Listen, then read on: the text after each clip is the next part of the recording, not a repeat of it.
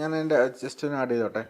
ആരായിരിക്കും ഇപ്പുറം നിൽക്കുന്നത് ഈ മനഃപൂർവ്വം എന്ന് പറയുന്ന ആൾക്കാർ? ആരൊക്കെയാണ് ദിലീപിനെ അകത്താക്കിയിട്ട്? ഒരുപാട് പേർക്കുണ്ടാവും. പുള്ളി താഴ്ന്ന നിലയിൽ നിന്ന് വന്ന ഒരാളാണ്. വാടക വീട്ടിൽ താമസിച്ചു, മിമിക്രിയിൽ വന്നു, സിനിമയിൽ വന്നു.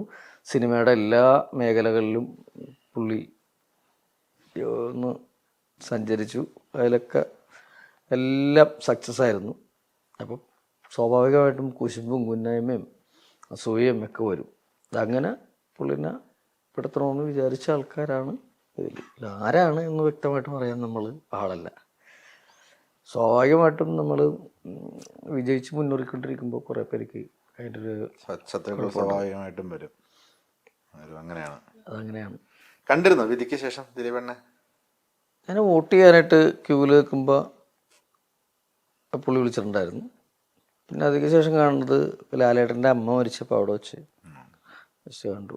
ഞങ്ങളങ്ങനെ വിളിയുമ്പറത്തിലൊന്നുമില്ല. എനിക്കൊന്നും ഞാൻ അങ്ങോട്ട് വിളിക്കണേക്കാട്ടും കൂടുതൽ പുള്ളി എല്ലപ്പോഴും ഇങ്ങോട്ട് വിളിക്കാറാണ് പതിവ്. ഞാനങ്ങനെ ചാൻസ് ചോദിച്ച് വിളിക്കലുമില്ല, ഒന്നുമില്ല. ഒന്നും വരെ ചാൻസ് ചോദിച്ചിട്ടില്ല. പുള്ളി എനിക്ക് ചാൻസ് തന്നേ ഉള്ളൂ. ഈ ദിലീപിനെ സപ്പോർട്ട് ചെയ്തതിന്റെ പേരിൽ ചേട്ടൻ്റെ മകൾക്കെതിരെ ഉൾപ്പെടെ കമന്റുകൾ എന്നെ തോന്നിയിട്ടുണ്ട്. ഈ പുള്ളി അത് ഒരുപാട് അനുഭവിച്ചു. അതുകൊണ്ടാണ് ഇളയ മോളുണ്ടായപ്പോൾ അതിന് ചെന്നൈയിൽ കൊണ്ട് പഠിപ്പിക്കാനൊക്കെ നിർത്തിയത്. കാരണം ഒരു കുട്ടി ഇപ്പം എനിക്കൊക്കെ എതിരെ അതേപോലത്തെ സ്വർണ്ണക്കള്ളക്കടത്ത് എന്ന് പറഞ്ഞ് തന്നെ ചോദ്യം ചെയ്യാനൊക്കെ വിളിപ്പിച്ചിട്ടുണ്ടായിരുന്നു. അപ്പം ഞാനത് പറഞ്ഞിട്ട് ഞാൻ കള്ളക്കടത്തുകാരനാണ്, എനിക്ക് 2 പെൺപിള്ളേരുണ്ട്, അവർ സ്കൂളിൽ പഠിക്കാൻ പോകണം, അവരച്ഛൻ കള്ളക്കടത്തുകാരനാണൊക്കെ പറഞ്ഞു കഴിഞ്ഞാൽ ആ കേസ് പോയി നിന്നത് എവിടെയാ? മുഖ്യമന്ത്രിയുടെ ഓഫീസില്ല. അപ്പം ഞാൻ ആലോചിച്ചു, ദൈവം ഇതെന്ത് കേസാ എന്ന് പറഞ്ഞു. അപ്പം എന്നെ ഈ ബിബിൻ ജോർജൊക്കെ വിളിച്ച് കളിയാക്കാറുണ്ട്. ചേട്ടാ അടുത്ത പള്ളി എപ്പോഴാണ് വെടിയെന്നൊക്കെ ചോദിക്കും എന്ന് പറഞ്ഞ പോലെ നമ്മൾ മനസ്സുമായി അറിയാത്ത കുറേ കാര്യങ്ങളിൽ പോയി പെടും. ചിലർ പെടുത്തും. ചില ന്യൂട്രൽ പോയിന്റുകൾ വെച്ചിട്ട് നമ്മൾ അതിലായിപ്പോവും. ഇപ്പം സ്വർണ്ണക്കള്ളക്കടത്ത് കേസ് എന്ന് പറഞ്ഞിട്ട് എന്നെ ചോദ്യം ചെയ്യാൻ വിളിച്ചപ്പോൾ എവിടെയുള്ളൊരു പയ്യൻ ഇടക്കിടക്ക് വിളിച്ചിട്ട് ഇങ്ങനെ സംസാരിക്കും. ഞാൻ അവൻ്റെ നമ്പർ മൊബൈൽ മേടിക്കാനൊന്നും പോയില്ല. അപ്പം ഞാൻ അവിടെ പോകുമ്പോൾ എനിക്കൊരു കോമഡി പോലെയാണ്. ഞാൻ വണ്ടിക്ക് വന്നിട്ട് ബ്ലൂടൂത്തിൽ ഇവൻ്റെ കോൾ വരും, പറയും ഏട്ടാ നിങ്ങൾക്ക് 2 കോടി തരും എന്നൊക്കെ പറഞ്ഞിട്ട് വിളിക്കും. അപ്പം ഞാൻ 2 കോടി ഞാൻ കണ്ടിട്ട് പോലും ഇല്ല അതൊക്കെ പറഞ്ഞു. അങ്ങനെ നമ്മൾ വിളിച്ചു പോയതിൻ്റെ പേരിലൊക്കെയാണ് ഇങ്ങനെ. കണക്ട് ചെയ്തായിരുന്നു.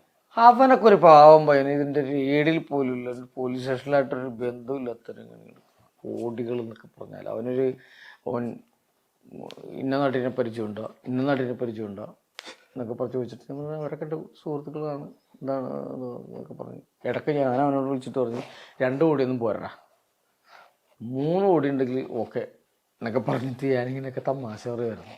അതൊക്കെയാണ് എന്നെ വിളിപ്പിച്ചത്. പക്ഷേ ആ കേസ് പോയി നിന്നത് ഒറ്റത്താ പോയി നിന്നത്, കേന്ദ്ര ഓഫീസിലാണ് പോയി നിന്നത്. അത് അത്രയൊക്കെ ഉള്ളൂ. നമ്മളെങ്ങനെ സ്വാഭാവികം നമ്മൾ ആരെയും പറ്റിച്ച് ജീവിച്ചിട്ടില്ല, നമ്മളെ പരിച്ചിട്ടുള്ള ആൾക്കാർ. ഇപ്പം ഈ ദിലീപേട്ടൻ്റെ വിഷയം നമ്മൾ സംസാരിച്ചുകൊണ്ടിരുന്നത്. ഇപ്പം ബബ്ബ സിനിമ ഇറങ്ങുന്നു, അതിനെതിരെയും വളരെയധികം ഇപ്പം സിനിമ എന്തോ ആയിക്കോട്ടെ, ചിലപ്പോൾ സിനിമ നല്ലതായിരിക്കാം, അല്ലെങ്കിൽ ആവറേജ് സിനിമ ആയിരിക്കാം, ചിലപ്പോൾ മോശമായിരിക്കാം. എന്താണെന്ന് അറിയുന്നതിന് മുന്നേ സിനിമ തെറി വിളിക്കുന്ന, അല്ലെങ്കിൽ ദിലീപിൻ്റെ സിനിമ കാണില്ല എന്ന് പറയുന്ന ആൾക്കാർ ഇപ്പോഴും സജീവമായിട്ട്, പഴയതിലും കൂടുതൽ തന്നെ വേണമെങ്കിൽ നമുക്ക് പറയാം, ആളുകൾ ഇപ്പോഴും ഉണ്ട്. ആൾക്കാർ ഒരുപക്ഷെ അദ്ദേഹത്തിൻ്റെ ഒരു കരിയറിൻ്റെ ഒരു പഴയ ഒരു പ്രഭാവം ഇനി തിരിച്ചു വരില്ലെന്നുണ്ടോ? അദ്ദേഹത്തിന് ഇനി വരാൻ, ആളുകളുടെ ആ ഒരു ഇഷ്ടം ശരിക്കും ഇനി അത് നേടിയെടുക്കാൻ പറ്റുമോ? കാരണം നിരപരാധി വിധി വന്നിട്ടും അദ്ദേഹം ഇങ്ങനെ തന്നെയാണ് പോകുന്നത്. സത്യസന്ധമായിട്ട് പറയുകയാണെങ്കിൽ ഈ കേസ് വന്നപ്പോൾ ഇതിലൊരു കൺഫ്യൂഷൻ വന്നു കുറേ പേർക്കൊക്കെ. എന്താണ് ദിലീപ് ചെയ്തിട്ടുണ്ടാവോ, ദിലീപ് ചെയ്തിട്ടില്ലേ, അങ്ങനെ 2 വിഭാഗമായിട്ട് കുറച്ച് പേര് തിരിഞ്ഞു. പക്ഷേ കല എന്നും ഇതാണ്. ദിലീപ് ഏട്ടൻ്റെ അഭിനയ മികവിനെ ചോദ്യം ചെയ്യാനൊന്നും ഒരാളില്ല. നല്ല സിനിമയാണെങ്കിൽ ഇവിടെ വിജയിക്കും. പിന്നെ കുറ്റാരോപിതം മാത്രമായിരുന്നു, പുള്ളി കുറ്റവിമുക്തനായി. ഇനിയും ദ്രോഹിച്ചുകൊണ്ട് പുറകേ നടക്കും കുറേ ആൾക്കാർ. എന്തിനു വേണ്ടിയിട്ടാണെന്ന് അറിയാൻ പാടില്ല. ഒരു തെളിവ് ഒരു 8 വർഷം കൊണ്ട് കണ്ടെടുക്കാത്ത ആൾക്കാർ ഇനി എന്താ തെളിവ് ശേഖരിക്കാനാണെന്ന് എനിക്ക് മനസ്സിലാവുന്നില്ല.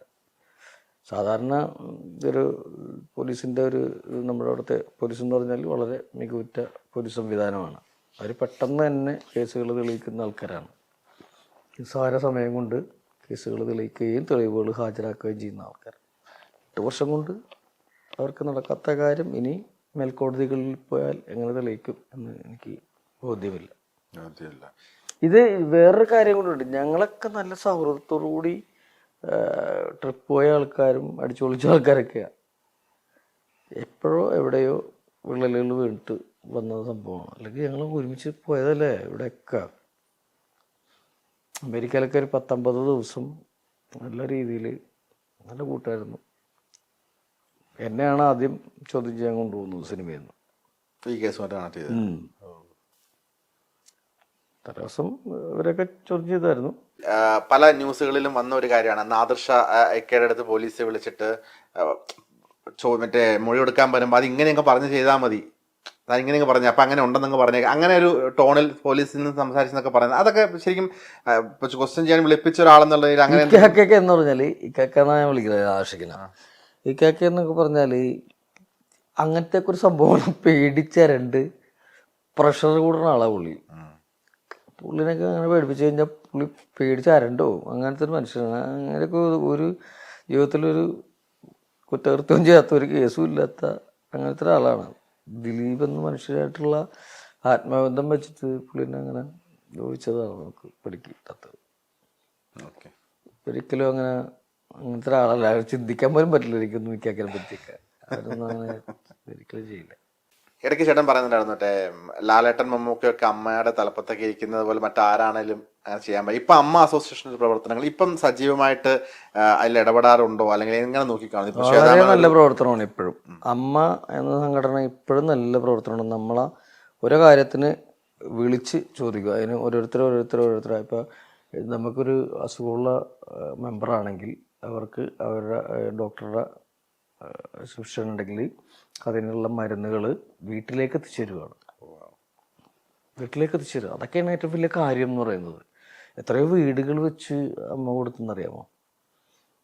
ഞാൻ പണ്ട് ഒരു സംഭവം പറഞ്ഞത്, ഇന്നസെൻ്റ് ഏട്ടൻ പ്രസിഡൻ്റായിട്ടിരിക്കുമ്പോൾ ഞാനൊരു സംഭവം പറഞ്ഞായിരുന്നു. അന്ന് പ്രളയം അതൊക്കെ വന്നു കഴിഞ്ഞിട്ട് ടൈമിന് 5 കോടി രൂപയോ 6 കോടി രൂപയോ അമ്മ സർക്കാരിലേക്ക് കൊടുത്തു.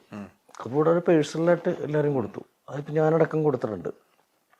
എല്ലാ സഹായം ചെയ്തിട്ടുണ്ട്. നമ്മൾ ഓടിയടന്ന് പല സംവിധാനങ്ങളൊക്കെ ചെയ്തിട്ടുണ്ട്. അപ്പോൾ ഞാൻ അന്ന് ഇന്നസെൻ്റ് ഏട്ടനോട് ഞാനൊന്ന് പറഞ്ഞായിരുന്നു, ഈ 6 കോടി രൂപയ്ക്ക് നമുക്കൊരു 3 കോടി രൂപയ്ക്ക് സ്ഥലം മേടിച്ചിട്ട് ഒരു ബൗണ്ടറി ആക്കി ഇട്ടിട്ട് 3 കോടി രൂപയ്ക്ക് വീടുകൾ വെച്ച് കൊടുത്തിട്ട് പാവങ്ങൾക്ക് കൊടുത്തിട്ട് ഒരമ്മ ഗ്രാമം. ഇത് എന്നോട് ഇന്നസെന്റ് സാർ നേരിട്ട് പറഞ്ഞിട്ടുണ്ട്.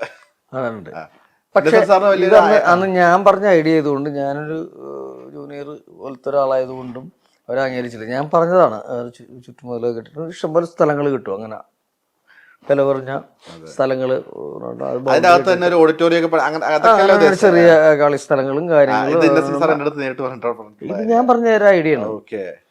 അപ്പം ഞാൻ പറഞ്ഞൊരു അമ്മ ഗ്രാമം, നാളെ സിനിമ താരങ്ങൾ ജനങ്ങൾക്ക് വേണ്ടി എന്ത് ചെയ്തു എന്ന് ചോദിച്ചാൽ ചൂണ്ടിക്കാണിക്കാൻ പറ്റിയൊരു സ്ഥലമായിരിക്കും അത് എന്ന് പറഞ്ഞു. പക്ഷേ ഇതങ്ങോട്ട് വിലപ്പോയില്ല, എടുത്തില്ല നമ്മുടെ വാക്കുകൾ. അതിനൊരു നിരാശ എനിക്കുണ്ട്. കാരണം ഗവൺമെൻറ്റിലേക്ക് ഇഷ്ടംപോലെ പണം ഒഴുകിയെത്തുന്നുണ്ടായിരുന്നു ആ സമയത്ത് നമ്മൾ ഇത് ചെയ്താൽ മതിയായിരുന്നു.